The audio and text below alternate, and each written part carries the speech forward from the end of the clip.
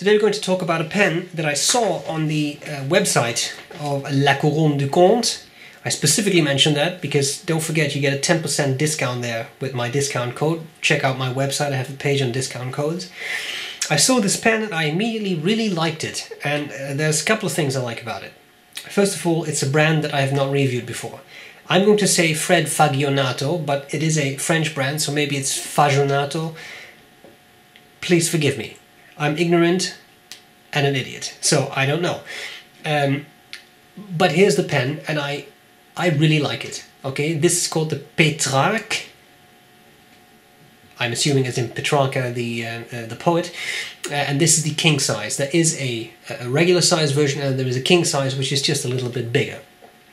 Faggionato, I'm just going to keep calling it Faggionato. Sorry, that's what's in my mind now, and as I just said, I'm an idiot, so once it's in, I can't get it out.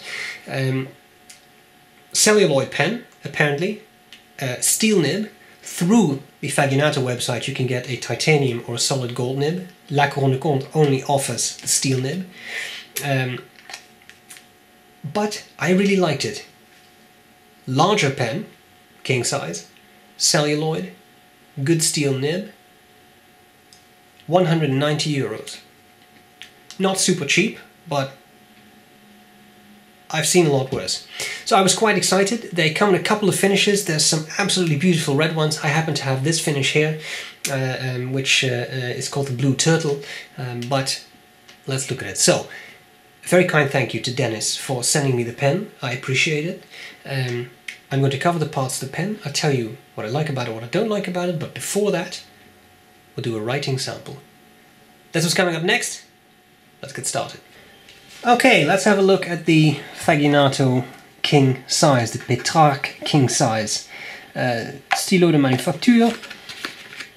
Pen, little box, very simple. You can't take this out. I mean, simple, unassuming, and to be honest, this is all I need in a box. I don't need anything else. This pen happened to come with a converter which was cracked. I haven't even bothered to contact La Couronne du Comte about that because I had a bunch of converters lying around. If this were to happen to you, they would sort you out for sure and there would not be any issue, but I know what happened to that. Let's move on to the pen. So, here we have the pen. Maybe I can zoom in a tiny bit. There we go. As I said, several colors available, more reddish ones, a nice orange one, and I happen to have the Blue Turtle. Okay? Top of the pen. Finial is the same material as the rest of the pen. Then we have what I appear to understand from the website is a gilded clip, so there is that. Nice ski slope design, is very easy to operate, and this shape usually makes it very easy to use, so same thing in this pen.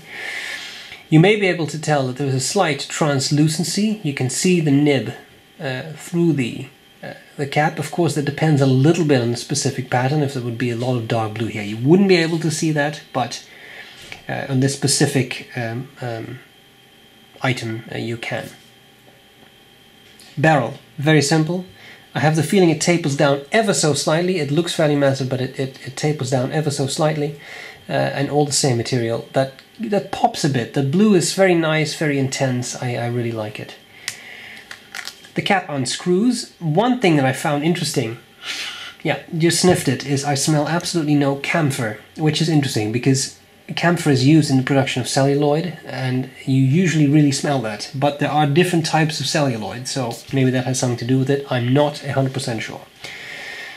The section, fairly long, very slight hourglass shape. It's not a cylinder, it's a very slight hourglass shape. And then you have a number 6 steel nib, which has this cute Faggionato logo, very simple. I think it works very well. And then, to me, this really looks like a plastic feed. The Faggionato website lists an ebonite feed, but I am really pretty sure that is plastic. We even see the line of the injection molding, I think. So I don't know if that maybe is, I don't know, another option they offer for the gold nibs or something, but this is, I'm pretty sure that's plastic. Pen unscrews, converter. This is a very cheap Chinese converter that I put in, but as I said, comes with a converter anyway. Can also take standard international cartridges. I'm pretty sure you can put one in and put the second cartridge in the back if you like. I have not tried eyedropping it, but I see absolutely no reason why it shouldn't work. It's fairly thick celluloid. It is a solid piece, so there's no separate end cap or anything. It's all the same material. Bit of silicone grease there, and I assume that would work. But maybe you wouldn't want to do that because it's celluloid. As far as I understand, there's no risk in doing that. But if you do it, then be a little sensible about the ink. Don't use something that is super alkaline or really weird. A nice pen, a bit larger for sure. You can post it and it really becomes quite big. I understand the king size name. It is not an enormously massive oversized pen, but it's definitely bigger. Here I have a Junhao 992, and you can see it's not a small pen. Let's see if I happen to open this drawer, if my favorite,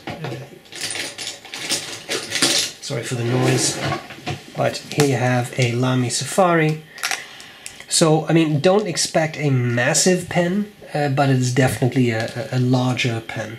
So, really quite nice. I like it. Let's look at how it writes. So here we have the Fred Faggionato, Pétrarque, king size, and if you forgive me, I won't write down blue turtle. The nib is what it comes with, so it's just a standard, I think it's a fine nib. They don't offer any options, at least La Cour de Comte does not offer any options. And the ink is just B.R.E. brown. So, a nice writer, quite smooth. It is though, I mean, I want to nuance that. It's actually not super smooth. There is some feedback to it, but in my mind it is quite a pleasant feedback. It's not scratchy at all.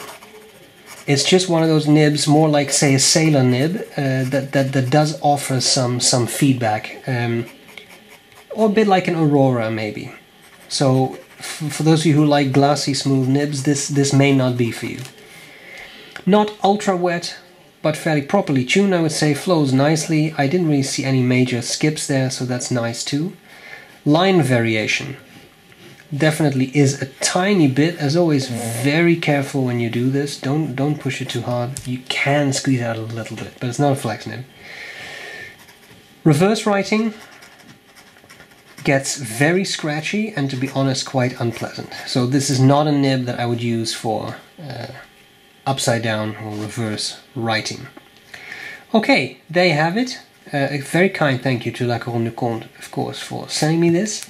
Let's see what I like about it and what I not like about it.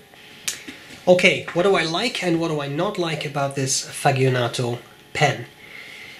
I like larger pens, so when I saw king size I was quite excited. It's by no means a massive pen, but it is for sure a larger pen. Especially in length. I mean, it's no joke. That's a pretty substantial pen, and one that is fun to use. It's made of celluloid. Celluloid is a beautiful material, feels very warm, is a classic pen material. I say again, I don't smell camphor. That always makes me a little nervous, because yeah, every celluloid pen I've used smells of camphor, even if faintly. This does not. But obviously I don't know what else it would be, so I'm assuming that this is indeed a celluloid pen, right? That is nice. I do like that. It's comfortable. It has a nib that writes well. Number 6 nib, that's fun. It's fun that through the Faggionato website you can upgrade to a gold nib or a titanium nib. They do make those pens for you, so it is a matter of having to wait for them to be made. But in a way it's also kind of fun, because it's almost like a bespoke pen that's made specifically for you. So I do like that. Comfortable, pleasant to use, nice, larger nib, larger pen, simple unassuming box, and I think the price is not terrible. By no means cheap. For a steel nib, for a cartridge converter, 190 euros, but given that it's a bit bigger, given that it's celluloid, I don't think that's that terrible. So in all, a pretty nice pen. What I don't like so much about it, if I have to nitpick, is it is maybe a little cylindrical. You don't see a whole lot going on feature-wise, but that is also a bit of a minimalist thing that some people really appreciate. So in that regard, I don't really complain about this. The one thing I don't understand is the ebonite feed part, because what I have on here is most definitely plastic and not ebonite, so it would be nice if that would be cleared up. The bottom line, if you're on the market for a at least slightly oversized pen, you don't want to spend $1,000, you want to keep it a bit manageable, and definitely a pen to consider. And as I said, check out the L'Acron website, because or the Faggionato website, but they come in a bunch of finishes, so you can always pick something that's a bit brighter if you like that, etc., which I think is quite nice. And finally, again, don't forget the discount code. If you do want to order it through L'Acron, know that you get a 10% discount, and then €190, especially if you're overseas, minus 21% VAT, minus 10%, then this becomes maybe a bit more of an interesting deal. So, that's all there's to it. I hope this was useful, and I'll gladly see you later. Bye-bye. Bye.